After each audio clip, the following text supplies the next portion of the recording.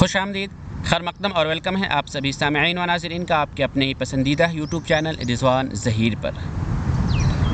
आज की इस वीडियो में आप सबों को मैं मानू यानी मौलाना आज़ाद नेशनल उर्दू यूनिवर्सिटी हैदराबाद के BTech bachelor of technology course के बारे में मुकम्मल तफसील बताऊंगा। जैसे कि यूनिवर्सिटी में एडमिशन का प्रोसेस क्या है, कुल सीटें कितनी हैं, एंट्रेंस टेस्ट का सेंटर, मानू में पढ़ाया जाने का जो मीडियम, हॉस्टल, फिर एंट्रेंस का सिलेबस, कोर्स फ़ी स्ट्रक्चर और कैसे एग्ज़ाम की तैयारी करें, साथ में PYQ यानी प्रीवियस ईयर क्वेश्चंस बीटेक के लिए कैसे हासिल करें और जो लोग यहाँ से अपना कोर्स कंप्लीट करते हैं उनके लिए प्लेसमेंट का क्या सिस्टम होता है। तो ये सारी चीज़ें बताऊंगा, पूरी वीडियो देखिएगा। कहीं पर कोई डाउट हो या कन्फ्यूज़न हो तो आप हमें ज़रूर बताइएगा। तो हम चलिए वीडियो शुरू करते हैं, लेकिन उससे पहले एक रिक्वेस्ट कि अगर अभी तक आपने रिज़वान ज़हीर यूट्यूब चैनल को सब्सक्राइब नहीं किया है तो ज़रूर सब्सक्राइब कीजिए और बेल आइकन को भी प्रेस कर दीजिए ताकि हमारी सभी वीडियो की नोटिफिकेशन आपको ईज़िली मिलता रहे। चलिए हम वीडियो शुरू करते हैं। सबसे पहले हम आपको बताएंगे कि एडमिशन का प्रोसेस क्या है।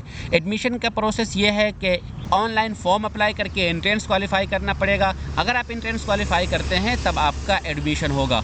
ऑनलाइन फॉर्म का नोटिफिकेशन वेबसाइट पर जल्द ही आ जाएगा। आने के बाद आप घर बैठे या किसी भी साइबर कैफ़े से फॉर्म अप्लाई करा सकते हैं।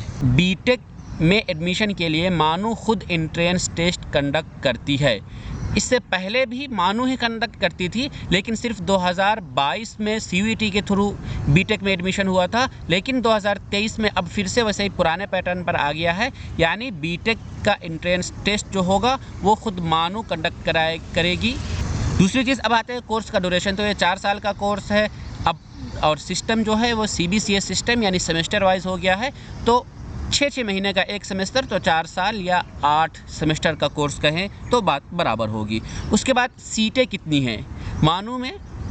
बीटेक के लिए टोटल सीट 75 एंट्रेंस टेस्ट के थ्रू और 15 यानी 15 सीट जो है वो लिटरल एंट्री है। जिसका एंट्रेंस नहीं होता वो डायरेक्ट एडमिशन ले सकते हैं, उसके लिए अलग प्रोसेस है। फिर नेक्स्ट अब आएगा तो एंट्रेंस टेस्ट जो होता है वो हम कौन सा सेंटर चूज़ कर सकते, कहाँ एंट्रेंस दे सकते हैं। तो बीटेक के लिए मानू में जो जितने भी टोटल 20+ एंट्रेंस टेस्ट के सेंटर्स हैं उनमें से किसी भी एक सेंटर को ऑप्ट कर सकते हैं और वहाँ आप जा कर के अपना एंट्रेंस दे सकते हैं। नेक्स्ट उसमें देखेंगे कि एंट्रेंस टेस्ट का जो क्वेश्चन होता है उसका मीडियम क्या। तो मानू में आप जानते हैं कि सभी कोर्स का मीडियम सिर्फ़ और सिर्फ उर्दू है। तो हाँ, एंट्रेंस भी आपका उर्दू मीडियम में ही होगा। आप के क्वेश्चंस जो आएंगे वो सभी के सिर्फ उर्दू में ही होंगे।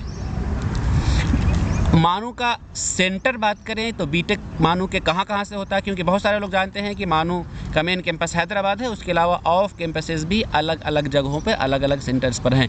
लेकिन बीटेक के साथ जहाँ तक मसला है कि बीटेक सिर्फ और सिर्फ हैदराबाद में है। मानू के किसी भी और दूसरे कैंपस में बीटेक का कोर्स नहीं है। मानू बीटेक में सिर्फ और सिर्फ कंप्यूटर साइंस ब्रांच है, यानी बीटेक का एक ही ब्रांच मानू हैदराबाद में है या मानू में है, वो कंप्यूटर साइंस है। और पढ़ाई का मीडियम उर्दू है।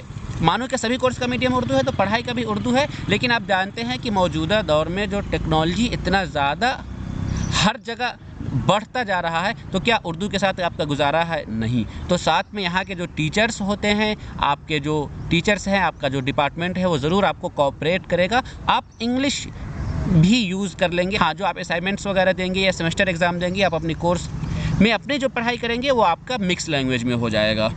नेक्स्ट, क्या बीटेक में एडमिशन लेने के बाद हॉस्टल मिलता है? हाँ, मानू के मेन कैंपस सिर्फ हैदराबाद में हॉस्टल है और हॉस्टल के लिए बिल्कुल ही एक अलग से क्राइटेरिया है। अगर आप उन सारे क्राइटेरिया उसको फुलफ़िल करते हैं और उस मेरिट के अंदर आते हैं तो आपको हॉस्टल ज़रूर मिलेगा।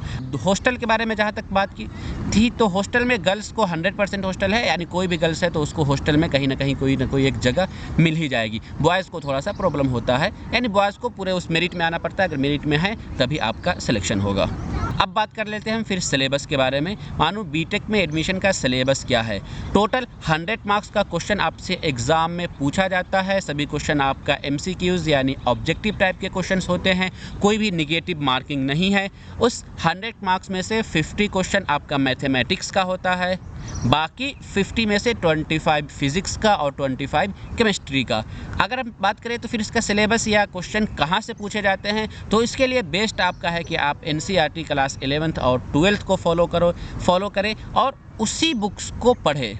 थोड़ा सा प्रॉब्लम आपको उर्दू मीडियम का होगा क्योंकि आपके एग्ज़ाम में क्वेश्चन उर्दू में आएगा, तो आप उसके लिए डिक्शनरी यूज़ कर सकते हैं, गूगल ट्रांसलेट यूज़ कर सकते हैं, या फिर एक ई-पाठशाला ऐप आता है, उस ऐप पर आपको NCERT की बुक्स उर्दू मीडियम में मिल जाएगी, तो आप वहाँ से डाउनलोड करके उससे हेल्प ले सकते हैं। फिर एक और बात की, क्या प्रीवियस ईयर क्वेश्चन हम हासिल कर सकते हैं? हाँ, आप अगर BA BTech का प्रीवियस ईयर क्वेश्चंस हासिल करना चाहते हैं तो आप हमसे व्हाट्सएप पर रब्ता कर सकते हैं। मेरा व्हाट्सएप नंबर है 8804447155। आप इस नंबर पर कभी भी हमसे कॉल या व्हाट्सएप करके BTech का प्रीवियस ईयर क्वेश्चन हासिल कर सकते हैं। लास्ट में एक चीज़ और छूट रहा है, तो फ़ी स्ट्रक्चर क्या है? BTech में फ़ी स्ट्रक्चर लगभग 5,500 से 6,000 के आसपास का आपका पर सेमेस्टर है। यानी फर्स्ट सेमेस्टर में आपका 5700 लगता है, उसके बाद से अगले सेमेस्टर से यानी second, third, fourth, fifth, sixth यानी 8th तक के आपका हर सेमेस्टर में सिर्फ़ और सिर्फ 5500 पे करना होगा। हाँ, इसमें भी जो गर्ल्स कैंडिडेट है उन गर्ल्स के लिए फ़र्स्ट सेमेस्टर में पूरी कोर्स फ़ी माफ़ है, यानी उनको 5,500 की जगह पे सिर्फ़ और सिर्फ 1,000 पे करना होता है सिर्फ फर्स्ट सेमेस्टर में। उसके बाद वाले सेमेस्टर में बॉयज़ और गर्ल्स दोनों का बराबर हो जाता है। लास्ट चीज़ देख लेते हैं कि प्लेसमेंट का क्या सिस्टम है। तो मानो में BTech के लिए प्लेसमेंट कहीं ना कहीं अब तक के ठीक ठाक रहा है। उसके पीछे रीज़न ये है कि आप हैदराबाद में आकर पढ़ाई करेंगे और हैदराबाद हाईटेक सिटी है, तो यहाँ पर कंपनीज़ या आपके जॉब की अपॉर्चुनिटीज़ ठीक ठाक है। अगर आप यहाँ से अपना कोर्स कंप्लीट करते हैं तो ज़रूर कोई ना कोई आपको एक ऑप्शन मिल जाएगा। और हाँ, बहुत सारी कंपनीज़ भी आती हैं, वहाँ भी आपका कैंपस प्लेसमेंट हो सकता है। नहीं तो आप खुद के बल पर भी अगर थोड़ा बहुत इंग्लिश डेवलप कर लेते हैं और अपना अंदर कोई स्किल पा लेते हैं तो ज़रूर आपका सिलेक्शन हो ही जाएगा। तो इस वीडियो में यही बताना था। उम्मीद करता हूँ कि आप सबको ये वीडियो पसंद आया हो। हम फिर मिलेंगे इसी तरीके की अगली वीडियो में। तब तक के लिए शुक्रिया। अल्लाह हाफ़िज़।